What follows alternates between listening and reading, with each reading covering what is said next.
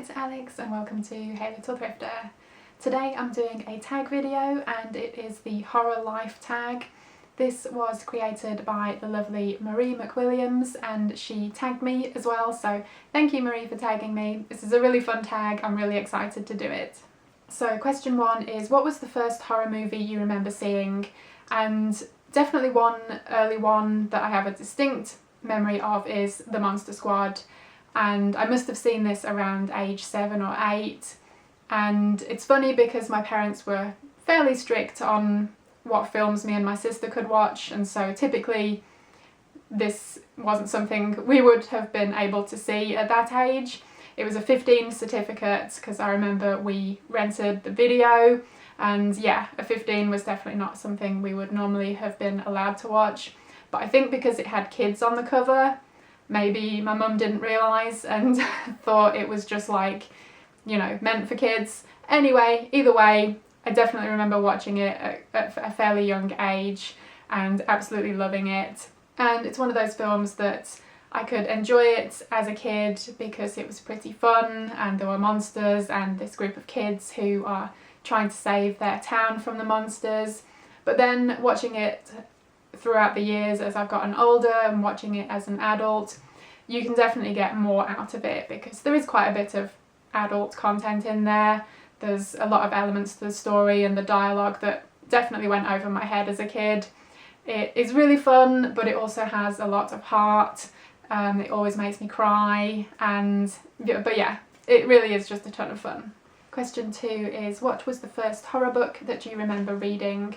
I think as a kid I definitely read some ghost stories, both kind of fictional anthologies of ghost stories and then also, you know, supposed real life true accounts of ghosts.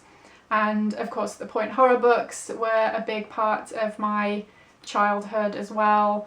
I think adult book wise, I remember reading Dracula probably as a young teen and I really liked that. And also The Fog by James Herbert was kind of an early read for me of like adult horror fiction, and yeah, that definitely made an impression on me. There are certain scenes in that book that I'll probably never forget. I've been meaning to reread it actually because it's been such a long time, but from what I remember it was pretty gnarly and pretty great. Question 3 is, what is the movie that made you a horror fan?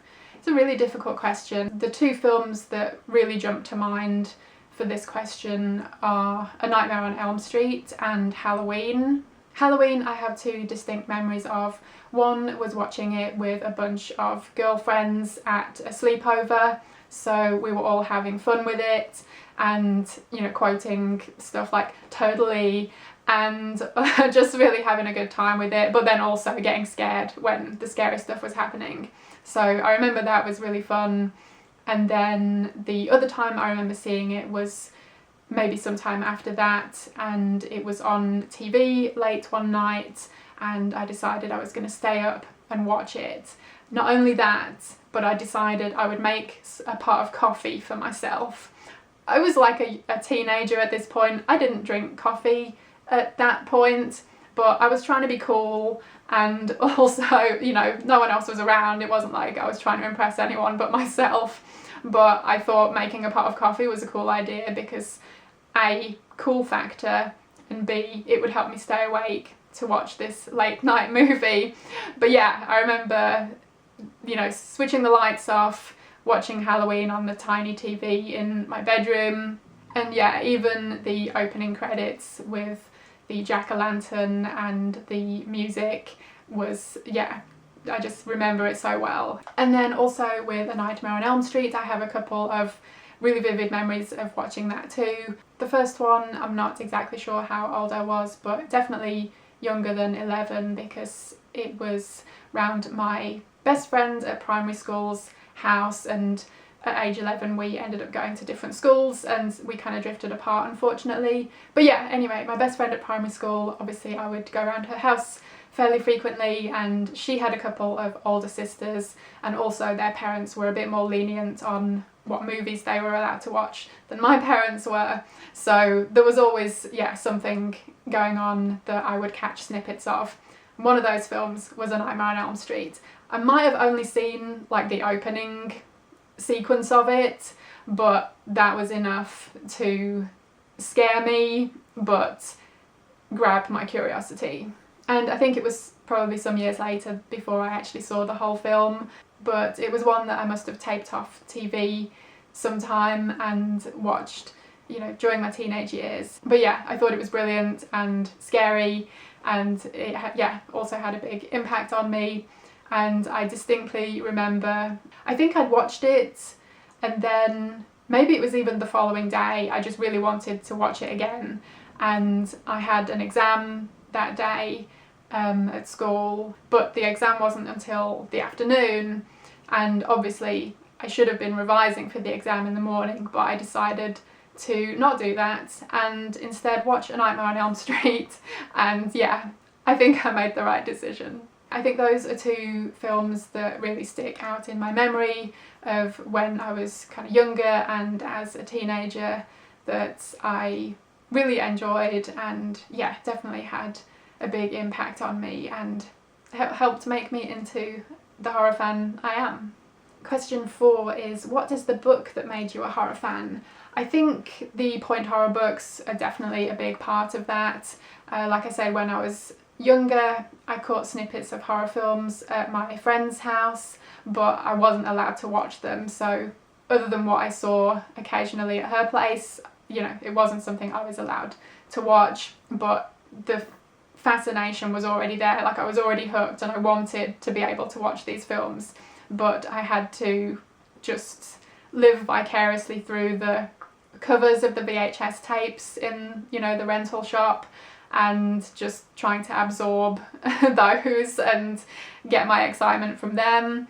And then when the point horror books came out, you know, they had these similar covers to those VHS tapes, and the best thing was that these were aimed at kids my age, and not only that, but I was able to go and spend my own pocket money on them, and no one was going to bat an eyelid at that because these were kids' books. So yeah, they definitely kind of filled that era of my life when I wasn't able to watch horror films, but I could read these books and definitely get some of the excitement and anticipation through them until I was a bit older and was able to really dive into horror film.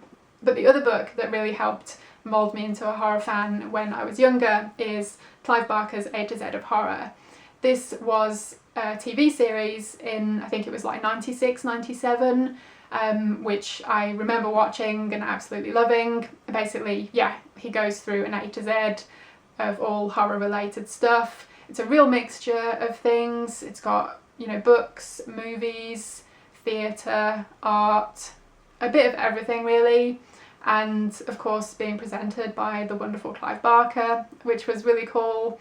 And then the accompanying book came out, which I don't know how it's in such good condition, quite honestly, because I just read this from cover to cover multiple times. So being a young budding horror fan, but pre-internet and living in the middle of nowhere, that wasn't really easy access to books and films, and not having any friends really that were into it. You know, we would watch horror films together at sleepovers, but none of my friends were really into, you know, seeking out horror as I was.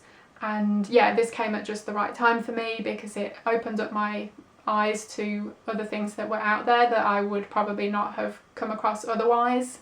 And yeah, it just led me to basically tape whatever I could off TV, off the 4 channels that we had.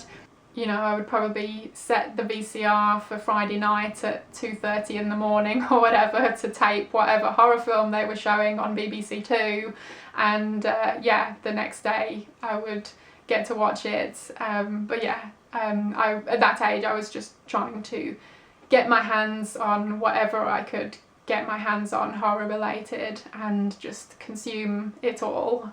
Question 5 is, what is your favourite horror movie of all time? This is a really difficult question, and the best I can do is a top 3. So Halloween, Suspiria and The Monster Squad. I think they're all pretty different films, but each of them are just ones that I absolutely love and I will never get tired of watching them. Funnily enough, I actually recently shared a top 10 horror films video, so I will leave that linked below if you haven't seen it already and would like to check it out. It was, yeah, pretty difficult to come up with a top 10 even, but yeah, I'm pretty happy with the list. Question 6 is, what is your favourite horror book? And again, another really difficult question to narrow down, but two of my definite favourites are Sweetheart, Sweetheart by Bernard Taylor and The Cipher by Kathy Koja. These are two absolutely amazing horror novels. I fell in love with them. I'm a big pusher of these books. I've recommended them countless times, but I'm not going to stop doing that anytime soon. I think everyone should read them. They're amazing. And it's funny because they're very different books. Sweetheart, Sweetheart is a ghost story. It's a real slow burn, quiet horror, whereas The Cipher is this intense, edgy, gritty horror novel. So yeah, I feel like they're like at opposite ends of the spectrum, but I love them both equally. And yeah, I think that's one of the things I love about horror in general, is just how much is within that genre and how, yeah, you can go from one extreme to another, and love them both.